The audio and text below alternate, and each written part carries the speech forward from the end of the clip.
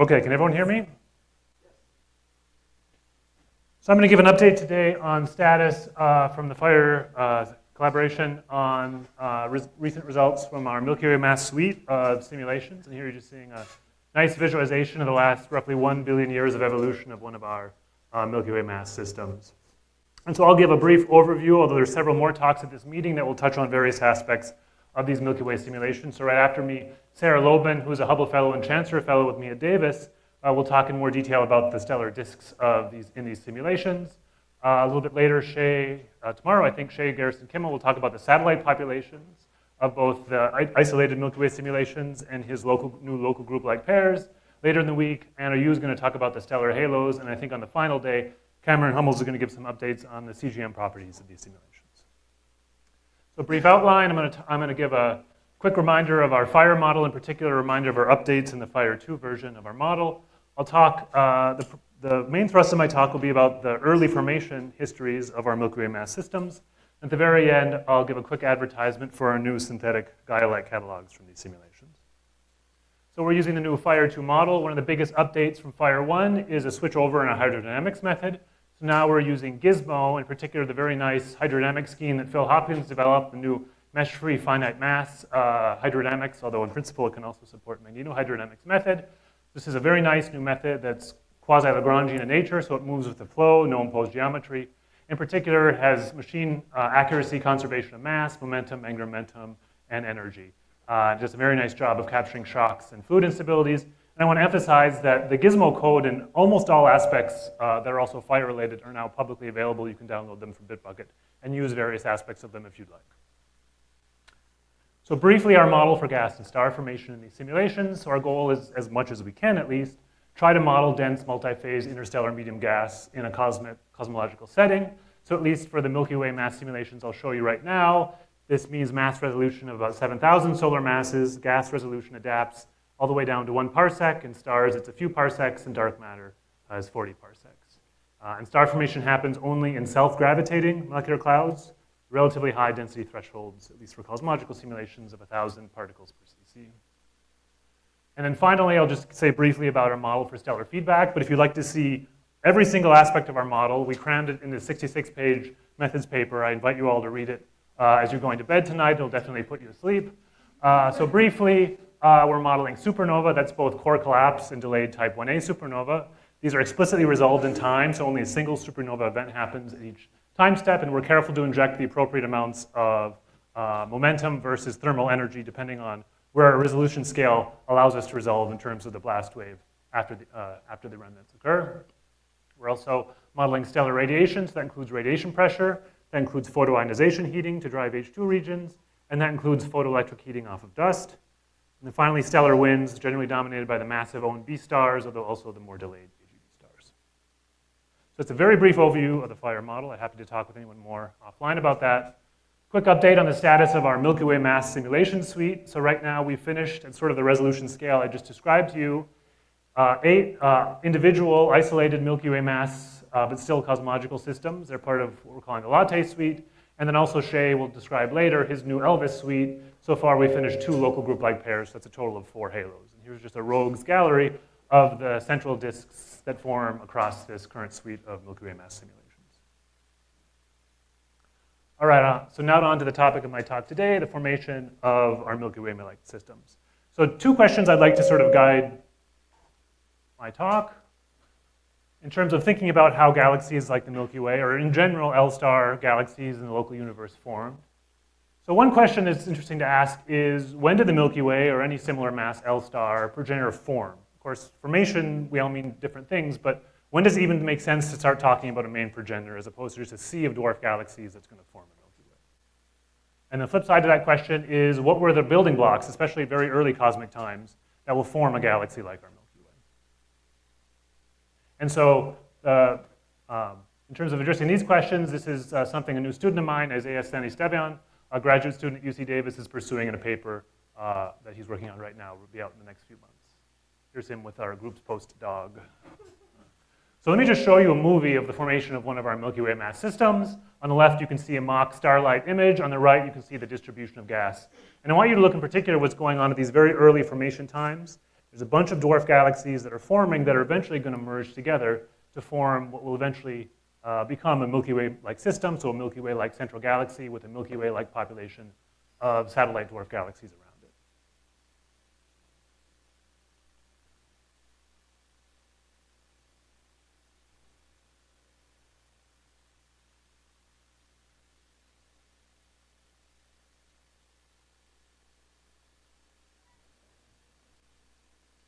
So I'll just skip ahead, and I'm going to play just a slightly different system, but in particular, I'm just going to show the evolution down to Redshift 2.8. Again, this is a very early formation history of one of these, what will be a Milky Way mass system. You can see very early times, large numbers of dwarf galaxies that are forming. Let it evolve down to Redshift 2.8. So I'd like to challenge any of you to point to me the most massive main progenitor that will form the Milky Way in this image. Shay is doing this. Thank you, Shay.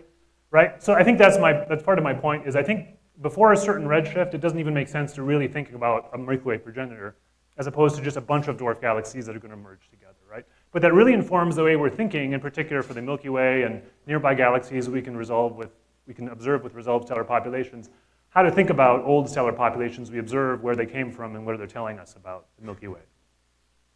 So again, the exercise we're going to do is let's take our simulation selected at redshift 0. We can select stars in various parts of the Milky Way, the inner disk, or the whole stellar halo, including the dwarf galaxies, and then track them back in time to redshift 5, 6, 7, and look at where they were, what their mass distribution was at those early epochs. So first of all, we can look at the building blocks of the Milky Way halo. So let's take all of the stars inside of 300 kiloparsecs of one of our Milky Way simulations today and go back in time and look at the mass distribution of galaxies that they were members of at higher redshifts. So the number of galaxies, the cumulative number of galaxies above a given stellar mass. So that's shown on the top image here. So this is work that Isaiah is doing now.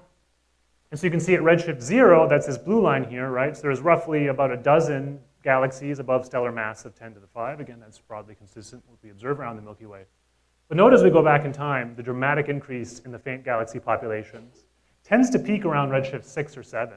So if you go back to about redshift 6 or 7, one of these simulations had 100 10 to the 5 solar mass dwarfs that was actually going to merge into and become part of the entire Milky Way-like system. So for just some perspective, let's scale this to the mass function of the Milky Way and its dwarf galaxies today. That's now this bottom curve. Just taking these curves out and divided out this blue curve. Right? So it's 1 at redshift 0. But again, tracking back in time, you can see the dramatic increase up to a factors of 6, 7, almost 8 in the number of progenitor dwarf galaxies at this redshifts. And notice in particular, it's very mass dependent, as you would expect. So there weren't that many more high mass dwarfs at high redshifts, but there were quite a large number of more low mass dwarfs. So one takeaway message that I think we already sort of knew, but is just sort of good to remind ourselves, is that our current population of dwarf galaxies around the Milky Way is a highly incomplete census of all the dwarf galaxies that formed it. And so I think this is, in particular, a particular worry for exercises trying to use, say, stellar populations of nearby dwarf galaxies, take their ages, back out what their contributions to the star formation rate density or the UV luminosity functions were at very high redshifts, because you're missing an order of magnitude of all the satellites that were present at those redshifts, at redshift 6 and 7, during randization. So I think we need to do a lot more work with simulations like these to help calibrate out those biases and that incompletion, especially given that it's highly mass dependent. So I can ask the same question just looking at stars that end up in the disk of the Milky Way, because everything I just showed you was everything inside of 300 kiloparsecs. This is just stars that will end up in the Milky Way proper, right? So again, we can take those back in time. And you can see the pretty significant number of, especially if you go down to stellar masses of 10 to the 5, 60, 70, 80 dwarfs that eventually end up just in the disk of the Milky Way. I'll come back to that. So one question we can ask then, with very high redshifts, there's a bunch of sea of dwarf galaxies that are going to merge. When does it even make sense to talk about a main progenitor of a Milky Way-like galaxy? So what we can do is we can take all the progenitor galaxies and just take the most massive and say the second most massive and look at the ratio to see when is it that there was a most massive galaxy that is actually going to end up in the disk of the Milky Way. So this is that mass ratio as a function of redshift. You can see a bunch of lines here that just show individual Milky Way mass simulations. There's huge scatter. Just focus the black curve, which is the median trend, right? So you can see at very high redshifts, 7, 6, 5, the typical mass ratios of second to most massive were like 2 to 1. So I would argue it doesn't even make sense to talk about a main progenitor when the stellar masses are basically within factors of 2 of each other. You can decide what your threshold of interest is, but note, if it's falling below 2 to 1, you basically have to wait to below redshift 3 when that tends to happen in our simulations. If you want something more like 4 to 1, it's maybe more like redshift 2.5. So if you care only about young stars, sure, it's a fantastic approximation that most stars in the Milky Way formed in the Milky Way. But if you care about older stellar populations, it's actually quite a poor approximation. I'll just add one slide, Reinhard, since you asked. I was going to cut it, but you asked about in situ stars.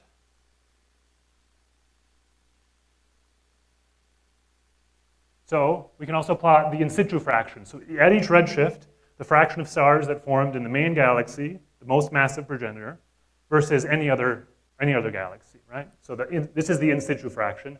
So 1 is all the stars. Sorry, 1 is all the stars form in the disk. 0 is all the stars form in a satellite that's going to merge in.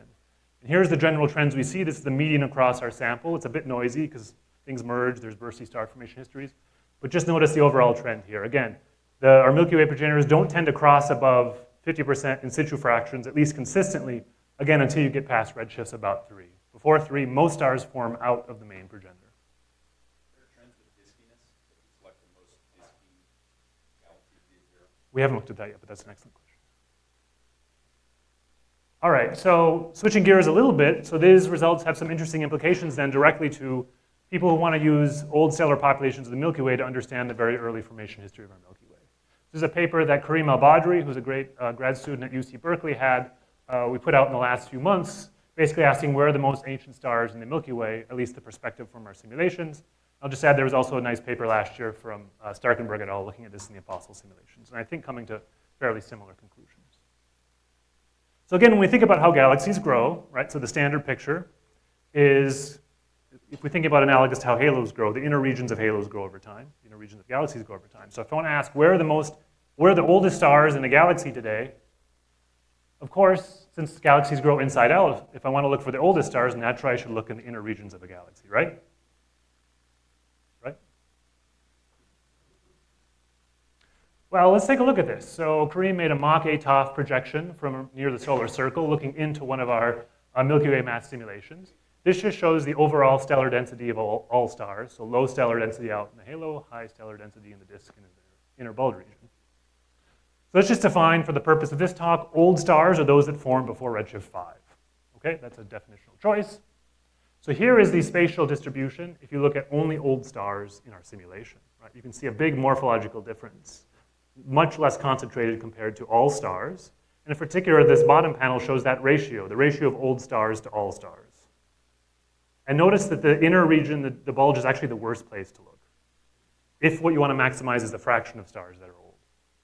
The best places to look is just out of the disk in the interstellar halo. That's where the fraction of old stars is highest. And just to quantify that, so I'm not arguing there's not a higher absolute density of old stars in the inner region. That's what this shows, the number density of old stars as a function of radius. It does tend to peak in the inner region, but it tends to roll over so that if you subtract off, or you divide out rather, the fraction of all stars, the worst place to look is in the inner region, just because there's so many younger stars there. So if you're designing a stellar survey to find old stars, you may not want to look in the bulge in terms of maximizing your return on the overall stellar populations.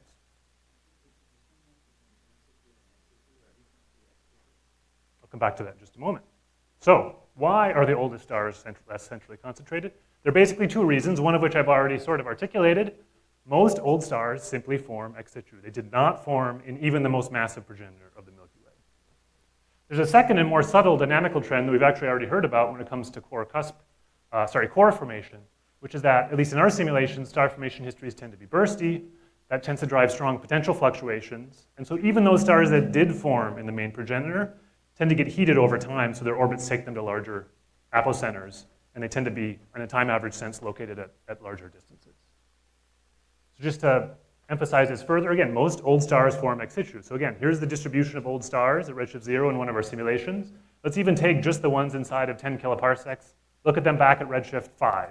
Here's what they look like at redshift 5. Again, point me to the most massive main progenitor, right? There really is none at these redshifts. Point 2, even stars that form in situ tend to get heated outward over time because of the bursty nature of star formation plus the dynamical heating from mergers. So So here's just a movie of one of our simulations down to modest redshifts, right? So you can see what's happening in terms of even the stars, let's call that the main progenitor, even the stars forming in the main progenitor as mergers and burstiness takes place. So Kareem quantified this, so let me just select stars that formed at redshift 5 and plot what their median change in radius is with respect to the main progenitor as a function of radius after they formed.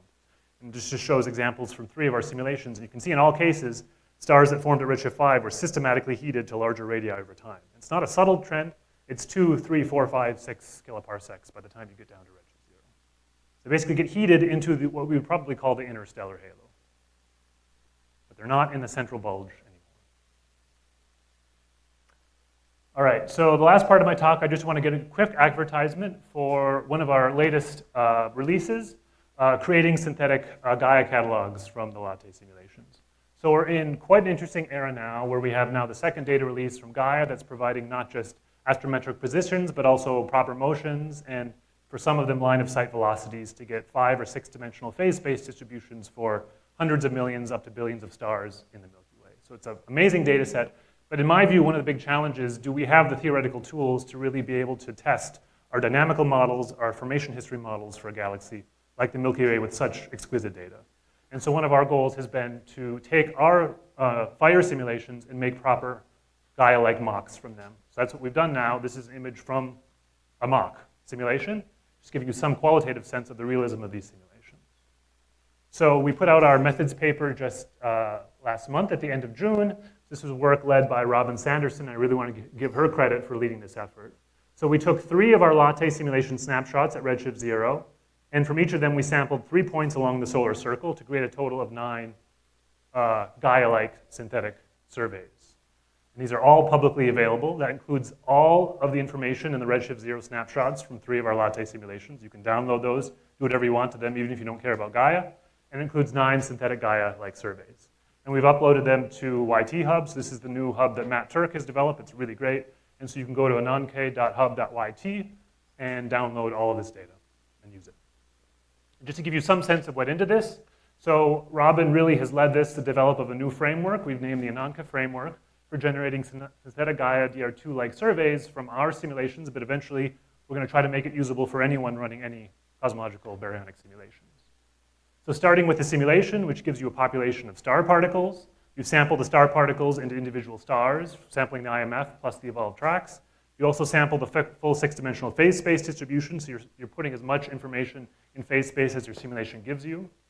And so you then assign absolute magnitudes, choosing Gaia photometric bands.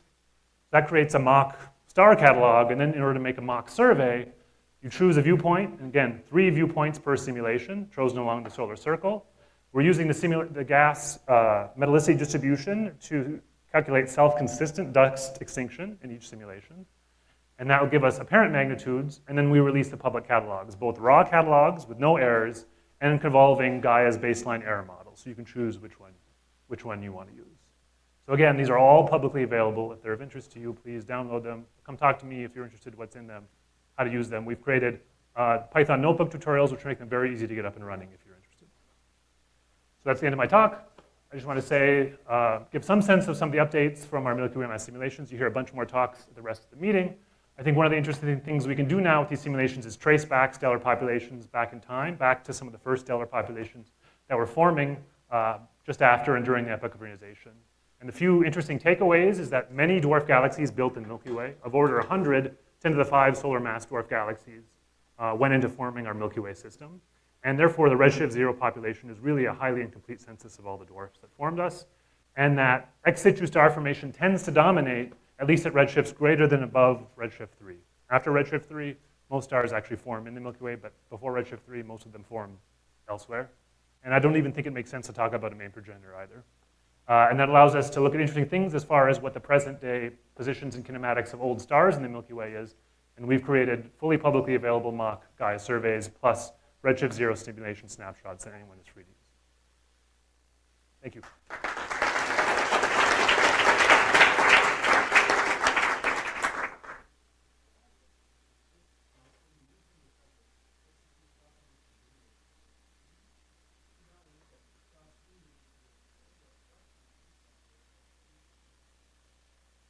What fraction of Yeah. Sorry. That's true. So it's a small fraction of all stars, right? So it's hard to read off from this plot. So by redshift 3, the typical stellar masses of these Milky Way progenitors were like 10 to the 9. So you're talking about, 5% maybe of the total mass of the Milky Way. So I absolutely agree with you. If you care about most of the stars or you care about young stars, this picture may not be super relevant to you. But if you care about old stars, which I think is one of the really interesting things that Gaia might open up for us, just bear this in mind. I don't think it makes sense to talk about them as forming in the Milky Way. Yeah. Yeah, so I didn't say that, but thanks for asking. So intentionally, we've chosen all of the isolated Milky Way halos. So there's an isolation criteria, which is just for computational reasons. So it's there's no halo of similar mass within 5 Euro radii. So there's that's one thing. Other than that, it's just based on the redshift 0 Vero mass between 1 and 2 by 10 to the 12. We were intentionally blind to selecting anything about formation history. Now there's also Shea's local group-like pairs, which were selected to be 2 Milky Way plus Andromeda halos at those distances. So those have a very different selection criteria. But we have not, well, I'll let Shea say more about that. Well, so again, the only criterion was mass plus isolation. So unless you think isolation is imposing a strong formation history bias on the halos, that may worry you, although I think Jose Añorbe showed very nicely in his methods paper, at least for dark matter halo properties, there was no systematic biases in that selection.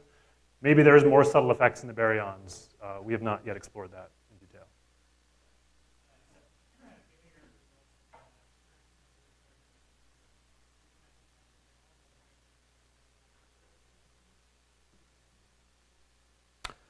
Not really, because most of those dynamical processes happen at high redshifts when I don't think the black hole would have been necessarily that dynamically important.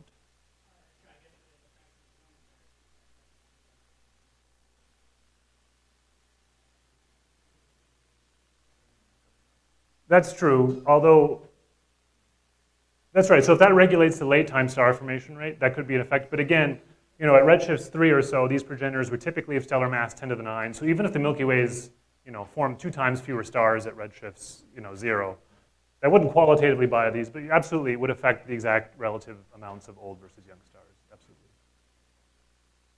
So while they're setting up, Sandy.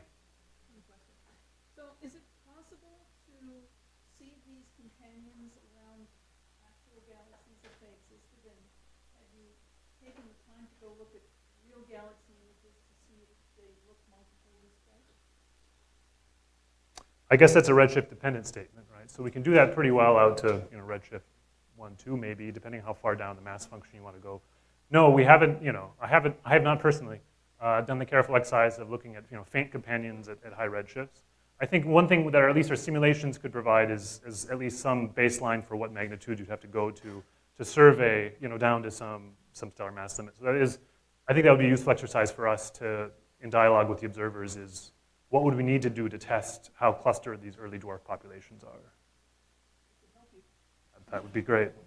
Okay, we should probably